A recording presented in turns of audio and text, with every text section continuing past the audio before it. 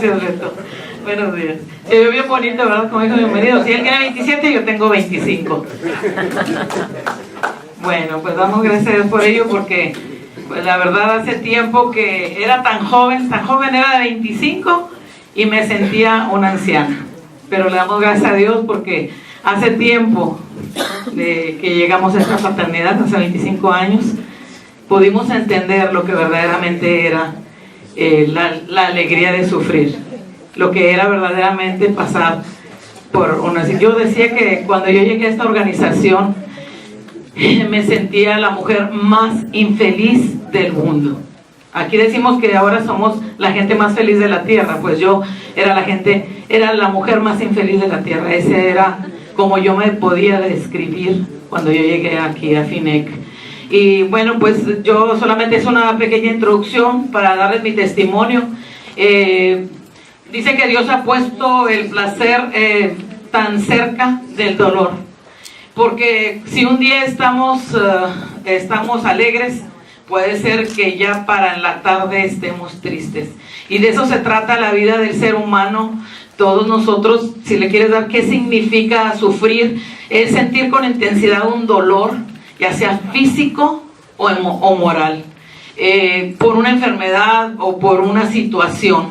También es aguantar con paciencia un problema que se resuelva y experimentar una situación desagradable también o penosa y padecer. Ese es el sufrimiento, el dolor, la angustia, la tristeza, el desánimo, la depresión y cuántas otras emociones no trae el sufrir a nuestra vida. Y la verdad, como todos sabemos, la alegría se deriva del latín alicer o alecris y significa vivo y animado. Por lo tanto, en esta vida, todo ser humano, creo que hay otra, nosotros vivimos, el ser humano vive esas dos emociones básicas desde que nace hasta que muere. Nuestra madre, cuando nos trae a la vida, sufre por tener ese parto tan tremendo. Nosotros como hijos, al nacer al mundo, sufrimos porque tenemos que nacer por donde Dios manda, y aquella frustración. Nacen a veces niños con problemas, niños que no pudieron nacer correctamente, o algunos otros que nacieron correctamente, pero aún así hay sufrimiento. Y por lo tanto, la alegría y el dolor, dice esta reflexión me encantó: nuestra alegría es un dolor sin máscara. De la misma fuente donde brota una risa, muchas veces fue llenada de lágrimas. Mientras más profundo cabe el dolor, más alegría podrás tener en tu corazón. Las dos son inseparables. Con una se come y con otra se duerme. Por eso les decía, puede estar muy alegre un día y en la noche se acabó la alegría. Mas sin embargo, este dolor que tenemos los seres humanos, nosotros tenemos que ver de qué manera los manejamos. Hay dolores evitables y dolores inevitables, como la muerte, ¿verdad? Los evitables, por lo regular, cuando tú eres obediente, siempre va a haber consecuencias buenas, o evitas malas consecuencias. Pero cuando son inevitables, pues algunos, como la muerte, como les decía, ya no tiene remedio. Y sabemos que ahora que estamos en Cristo vamos hacia un lugar especial. Pero la desobediencia también trae consecuencias. Y es por eso que muchas veces llegamos a esta organización con ese tipo de problemas. La desobediencia a veces nos trae sufrimiento. A veces no pudimos evitar si no hubiéramos hecho algo que no era correcto. Por lo tanto, adelante. Yo les voy a hablar hoy de mi testimonio. Bueno, esa es la vida que yo tuve desde que yo recuerdo cuando yo era niña. No sé por qué salió primero esa foto, ¿verdad? Pero a lo mejor se desacomodaron en tu laptop, porque anoche estaba todo tan acomodadito. Pero bueno, la idea es que esa soy yo, nací hace muchos años. Y la verdad fui una niña muy feliz. Soy la segunda de 9 hermanos. La verdad, mi vida transcurrió muy bonito, porque cuando yo nací fui una niña, pues no sé si deseada o no, pero lo que sí sé es que era muy muy bonita niña. Mi abuela se vio ese parecido tan especial con ella y resulta que se adueñó de mí. Ella era costurera, modista, y me traía así como una muñequita. Desde que empecé a crecer la recuerdo a mi abuelita. Yo agarraba la mano de mi abuelita y de mi abuelito, así los veía hacia arriba, y me llevaban al cine, me compraban lo que yo quería, etcétera. Y la verdad fue una niñez súper especial. Mas sin embargo, por parte de mi madre yo no veía eso. Mi mamá era muy callada, era una persona que no demostraba muchas emociones, y la verdad un poco resentida porque yo me pegaba con la abuelita. Entonces, por lo tanto,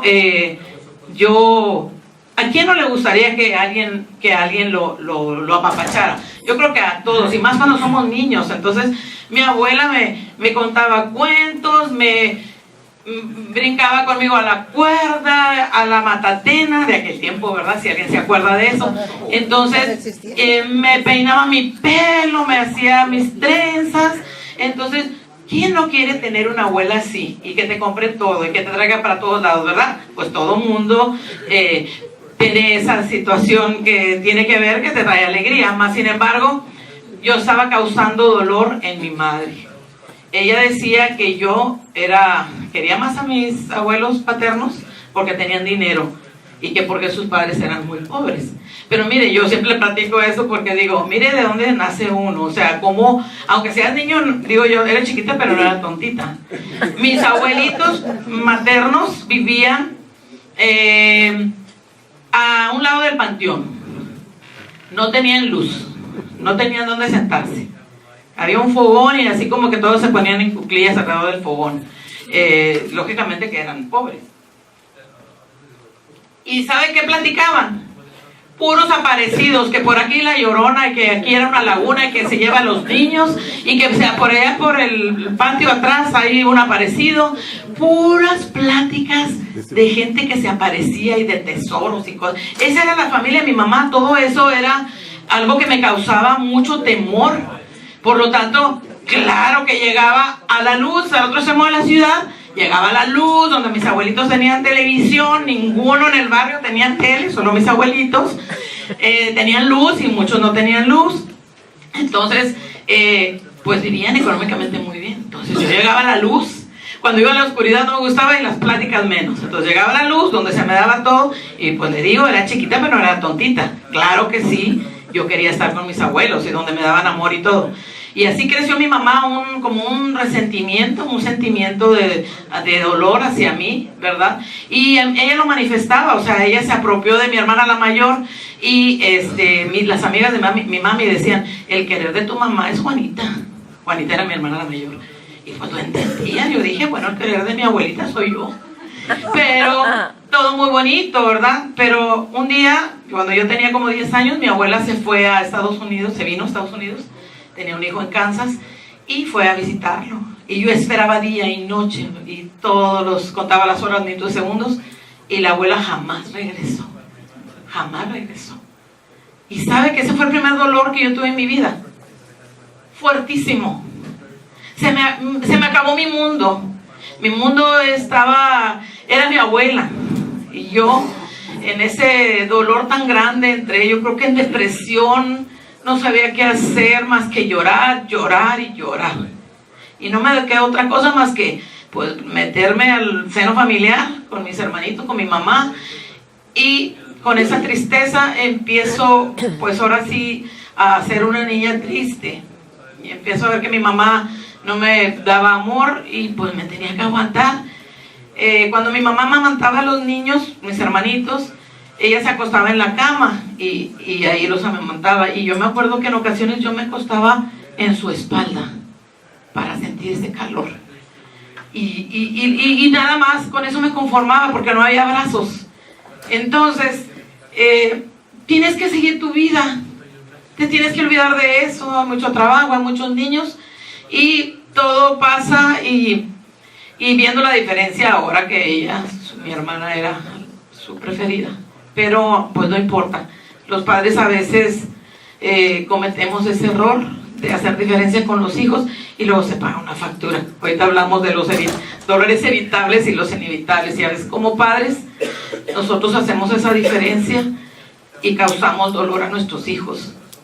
Bueno, así pasa mi vida. Entonces yo me hice una niña triste. Y la verdad, no quedó ahí la cosa. Me voy más rápido porque nada más me dieron media hora. A los 14 años, yo estaba en secundaria, tercero de secundaria. Un día también, yo me acababa de enseñar a manejar. Tenía 14 años cuando empecé a manejar. Entonces mi mamá me dijo, ve y llévame a ver a tus abuelitos. Entonces ya le digo de que de polo a polo. Y como me andaban enseñando a manejar por las calles de atrás, y me la llevé a ver a sus papás. Ella ya se iba a despedir. Ella se iba a despedir. No sabía, hasta ahora lo sé. Ella se iba a despedir porque empezó con un dolor de estómago allá en la casa de ellos. Dijo, vámonos, vámonos. Le dieron medicamento, no funcionaba, remedios y nada, y nos vamos para casa. Y en la tarde empezó a vomitar, a vomitar, a vomitar. Ella empezó a vomitar sangre hasta que se desangró, se la llevaron al hospital. Ella en 3 días falleció. La internan un viernes y el domingo fallece. Y sabe, aunque no era la preferida, aunque no era, pues ahora sí que yo no era la niña de sus ojos, pero era mi mamá. Claro. No tenía nadie más de que mi mamá y mi papá. Así es que yo lloré en un cuarto encerrada, tanto, otro dolor tan grande para mi vida, siendo tan jovencita. Y a mí me habían mandado a conocer de Dios a mi denominación, y a mí me habían instruido en Dios, que Dios era un Dios bueno, que Dios era amor, que todo lo que Dios dice en su palabra. Y yo lo creí, como niñas creemos en Él y hablamos con Él a nuestra manera. Y cuando yo ya recibo esa noticia, yo me enojo. Yo le digo, tú no existes, porque si fueras Dios no causarías tanto dolor y nos hubieras dejado sin mamá 9 niños. La más pequeña tenía 3 meses de haber nacido, y la mayor 16 y yo 14. Yo tenía hermanitos de 1 año y medio y 2 años y medio, que eran los que más tristeza me daban, los 3 chiquitos, y las demás ahí se llevaban con 1 año o 2 años. Era una tristeza ver esos niños chiquitos sin mamá. Y la verdad, yo salgo de ese cuarto y enojada con Dios, y digo, y a mí nadie me va a ver llorar. Yo de aquí salgo otra, y ni quiero que me vayan a andar diciendo, pobrecita huerfanita. Entonces yo salgo con esa actitud, me pongo una máscara de dureza, y nadie me vio llorar en el sepelio. Y la verdad, cargué a uno de mis hermanitos, y decían, acércate a ver a tu mamá al féretro. No, yo no la voy a ver, yo la voy a recordar como era en vida, así con una actitud de orgullo, de soberbia, de enojo, el mismo dolor con todo lo demás. Y oía que la gente decía, es que ella no quería a su mamá. Y yo decía dentro de mí, ¿qué saben ellos lo que llevo dentro?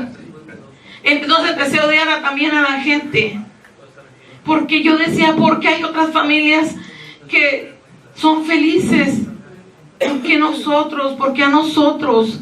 Y la verdad, mi papá estuvo con nosotros 8 meses muy felices con papi, tratando él de darnos ahí seguridad. Pero un día nada más llega con una señora, a los 8 meses de haber muerto mi mamá. Y entonces, eso sí que no lo podía soportar. Yo le dije, todavía no superamos el luto, la muerte de mi mamá, y tú ya te contentaste con una mujer.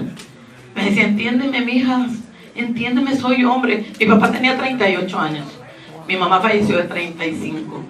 Entonces yo no entendía porque era muy joven, y la verdad tuvimos madrastra, una situación muy difícil que mi hermana la mayor tomó la decisión de irse con el novio mejor, y la verdad a mí me dejó la responsabilidad de todos mis hermanos. Mire, yo en las noches yo decía, ojalá que me duerma y no amanezca. Era tanta mi tristeza y mi dolor. Pero cuando yo abría los ojos, ahí estaba la situación, y ahí estaban esos chiquititos caminando, esos niñitos, y yo decía, mi papá, Dios nos abandonó, mi hermana me abandonó, mi padre nos abandonó porque ahora tiene un nuevo amor y se olvidó de nosotros.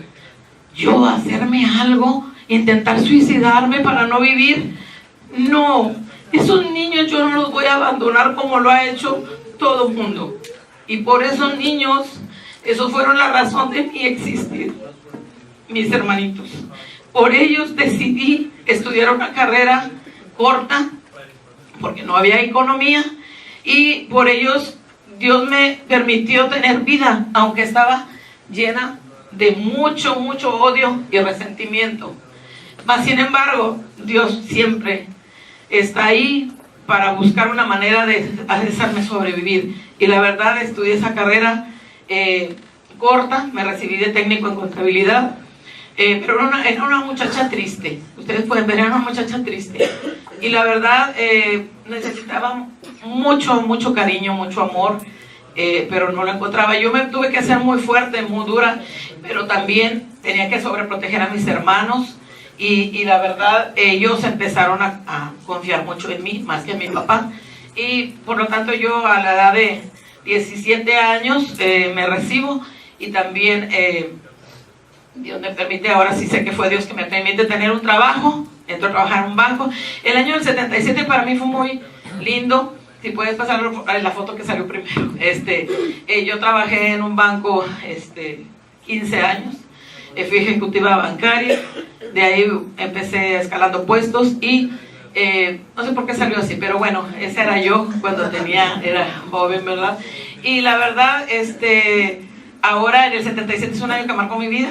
De ahí para adelante ahorita voy a platicar. Lo que pasa que en ese año también me hice novia de ahora mi esposo, el ingeniero Mario. Entonces para mí yo empecé a ser feliz. Yo dije, ahora sí la vida me sonríe.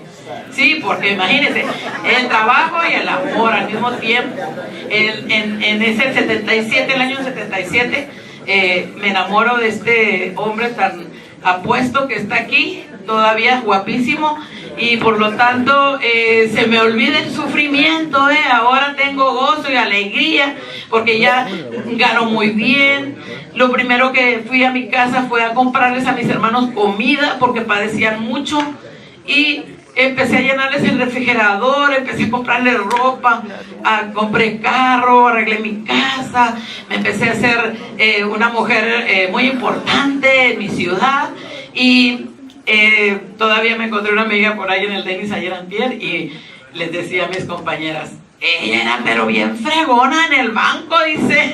Ella así me consideraba, ¿verdad? Que era una persona muy importante, muy conocida, todo el mundo me conocía, y la verdad, pues me lo creí, ¿verdad? Ahora de ser nada, ahora tener un cargo y ser alguien importante y ser muy amada, porque pues mi marido, mi novio en ese tiempo, no era muy amoroso, era muy serio, muy callado, mas sin embargo, él me enamoró por carta. Fuimos 7 años de novios. Por lo tanto, lo que no me decía enfrente, cuando él me escribía esas cartas de amor, que la mujer, que somos todas llenas de emociones, no se la va a conquistar un hombre con esas cartas de amor. Así es que mi marido, mi novio en ese tiempo, me escribía, y más me enamoró. Lo veía cada mes porque él estudiaba en Monterrey, y la verdad que todo fue muy lindo. No, cállese, yo hasta se me olvidó el sufrimiento. Pero pues nos casamos, no sé si ven ahí, nos casamos, y resulta que ese apuesto galán, y estaba tan enamorada de él, mi príncipe azul, de repente a los 2 años de casados empieza a cambiar de una manera grotesca, porque ahora de repente me empieza a celar, me empieza a decir que a quién estoy viendo, y que si quería bajarme el carro, él me bajaba para que siguiera al hombre que yo estaba viendo.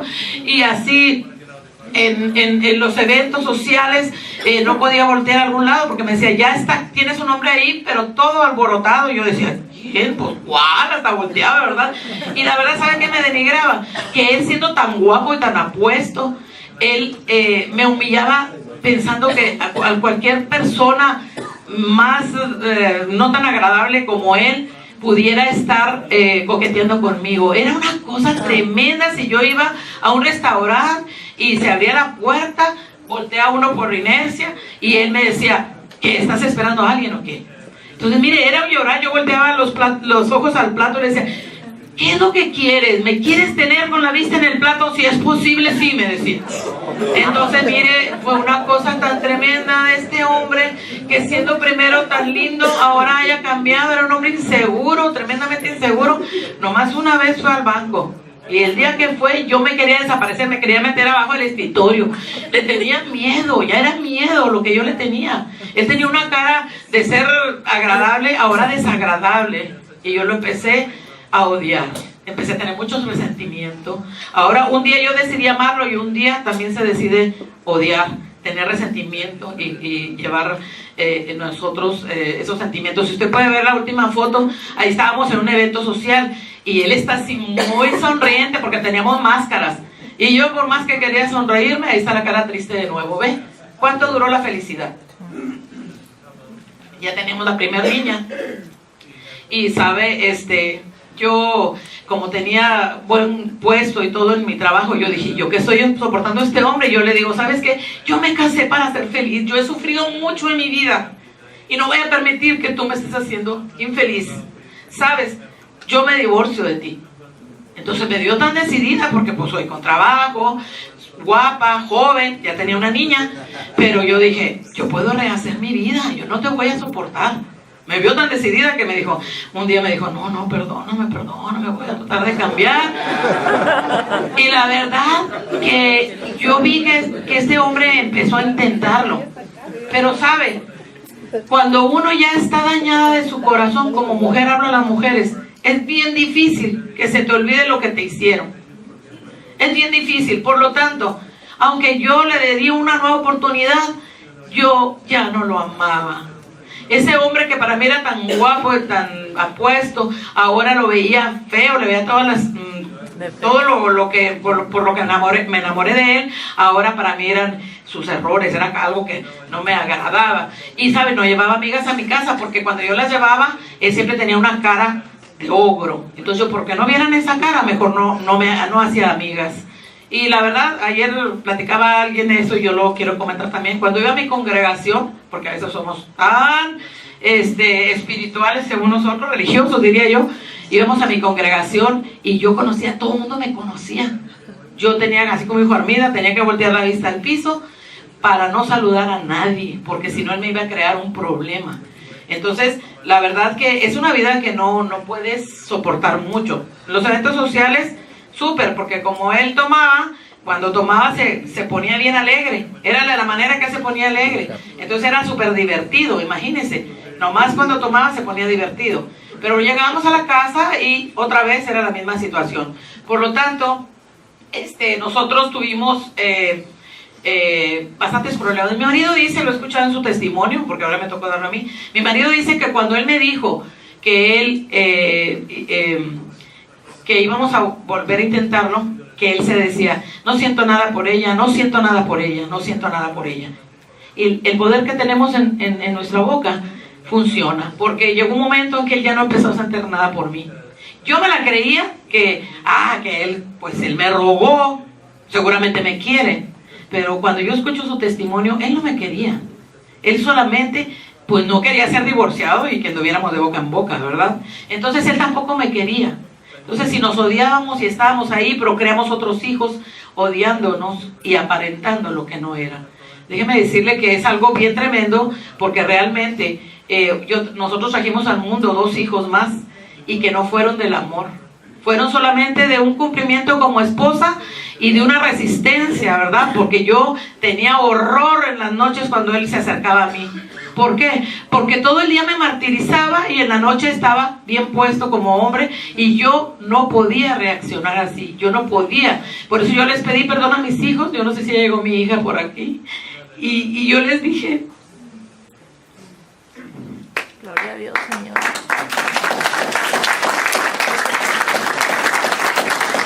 Pásale, mami, que te conozcan. Yo le dije a ella y a su hermano que ellos no fueron hijos deseados por mí. Ella lloró y me dijo, ay mamita, ¿por qué? Le dije, porque nuestras prioridades estaban en otra cosa.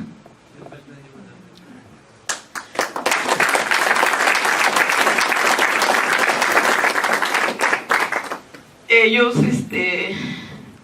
yo les dije, les tengo que pedir perdón, porque ustedes tienen que saber cómo era nuestra relación y Y realmente los queremos hacer libres de ese espíritu de rechazo. Amén. Desde el vientre mío, le dije, yo lo rechacé. Y la verdad, yo tenía, mi trabajo era para mí como un Dios, y la verdad los descuidé. Los descuidé por estar metida en ese trabajo que era mi Dios, porque realmente cuando mi marido me trataba mal, y en el banco todo el mundo me respetaba, todo el mundo me hacía honores, me adulaba. Yo quería estar todo el día en el trabajo, yo no quería llegar a mi casa, y por lo tanto los niños los mandaba con guardería o tenía muchacha en la casa. Después mi marido empezó a viajar, entonces eso a mí me liberó, era algo liberador para mí porque él no estaba en la casa.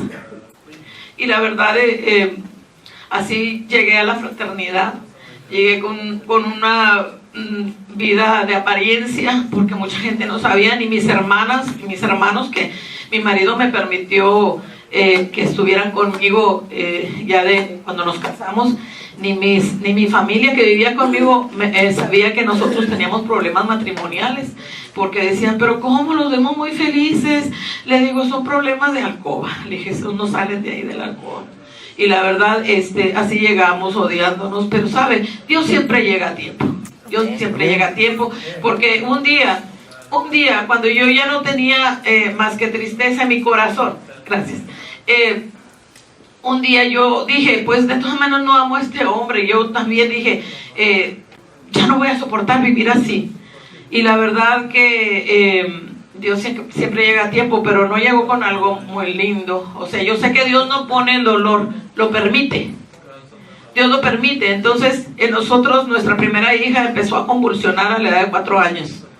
Y la verdad, es un dolor tan intenso que tú ves a tu hija tirada en el piso y no la puedes ayudar, con sus ojitos volteados al revés y con todo contorsionado su cuerpo, y tú no sabes qué hacer.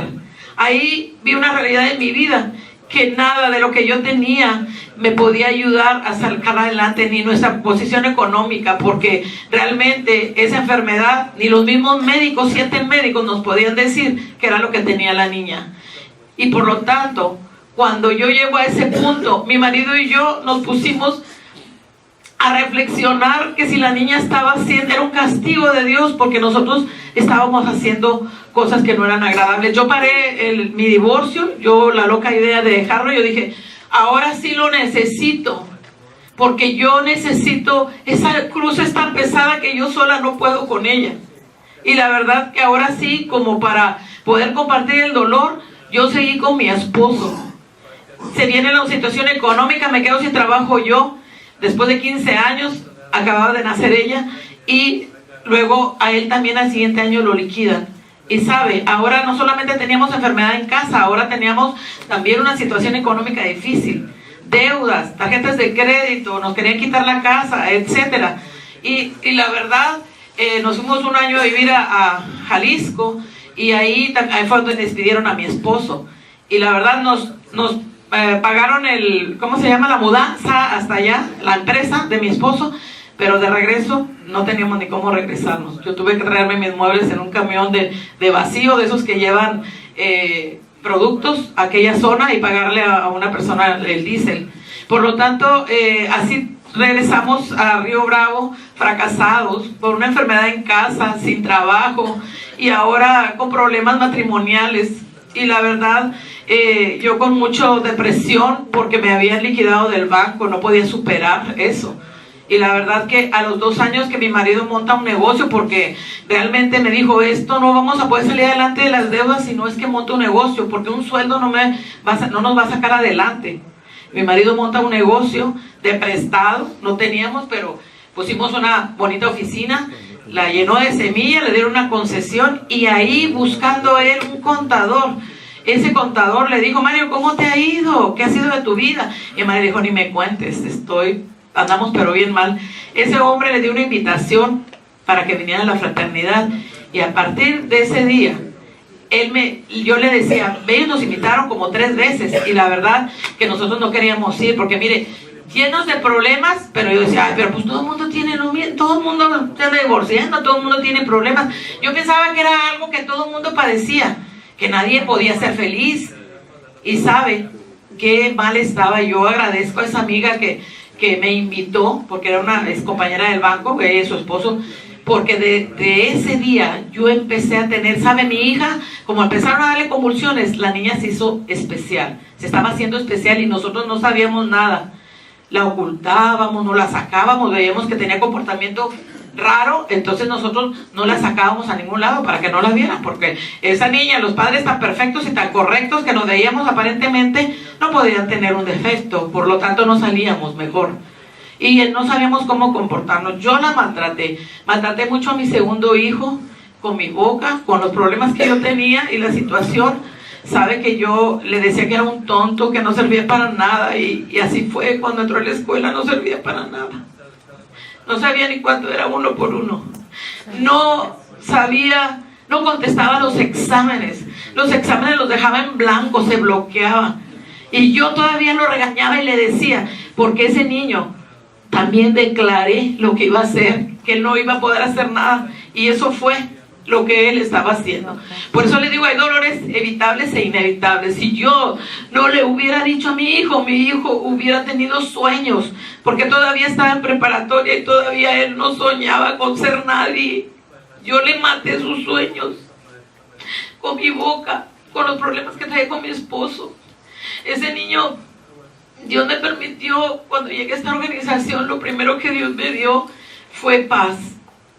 Yo era muy maldicienta, fumaba bastante, fumé por 20 años, y la verdad, cuando yo llego a la fraternidad, llego a mi casa tan tranquila, que yo le decía a mi marido, me siento como una plumita en el aire, ligera, ligera, ligera. Era la paz de Dios que había venido a mi vida. Y sabe que cuando la niña era muy hiperactiva y yo la maltrataba con palabrotas, mis gritos se oían como a 3 cuadras de mi casa, era histérica. Y la verdad, cuando la niña empieza a hacer travesuras arriba de mí, yo digo, hijita, estás en paz. Yo digo, siempre les digo, y mis compañeras lo saben, es como cuando le das volumen, tiene volumen alto el radio y de repente te lo bajan.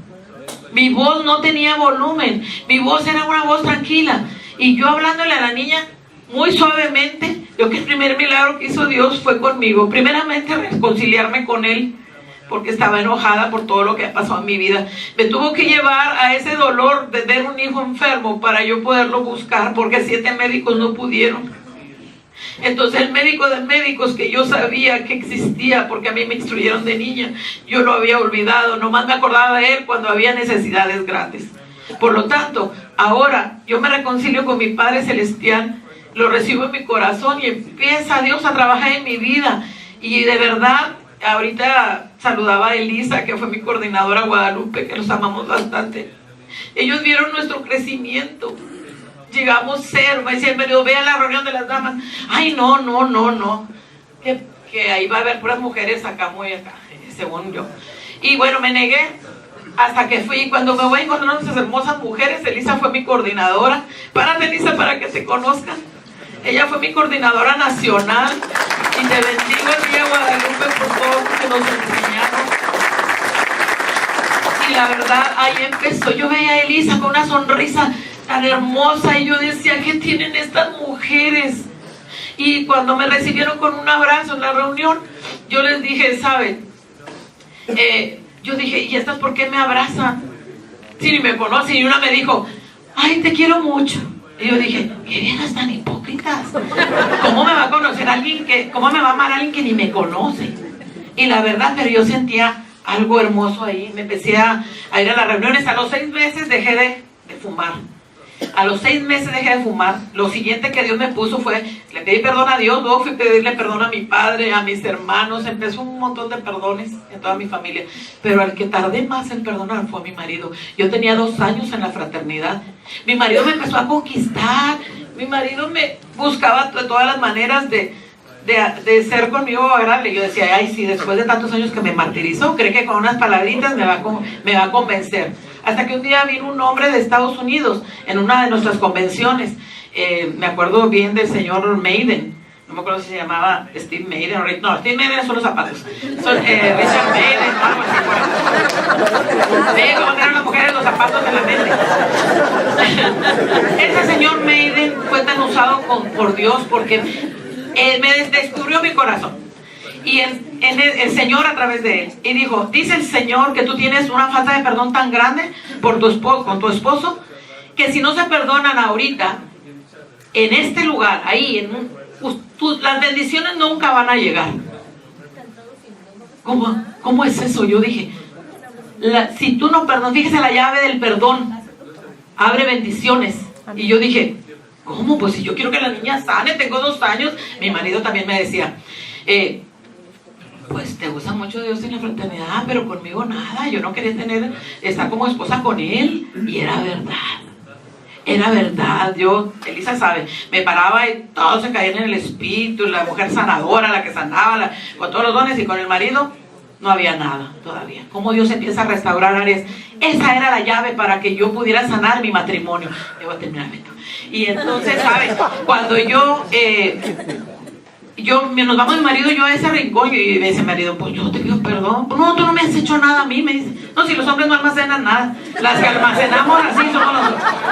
No, pues de que no, pues tú no me has hecho nada, me dice. Y ¿sabes? Y tú me decía, a ver, venga. Y yo no sé por qué ese hombre dijo eso. Y yo dentro de mí sabía que era cierto. Pero luego me sonaba. Yo tenía una lucha interior ahí. Pero tú dices que me vas a dar bendiciones. O si la sanidad de la niña.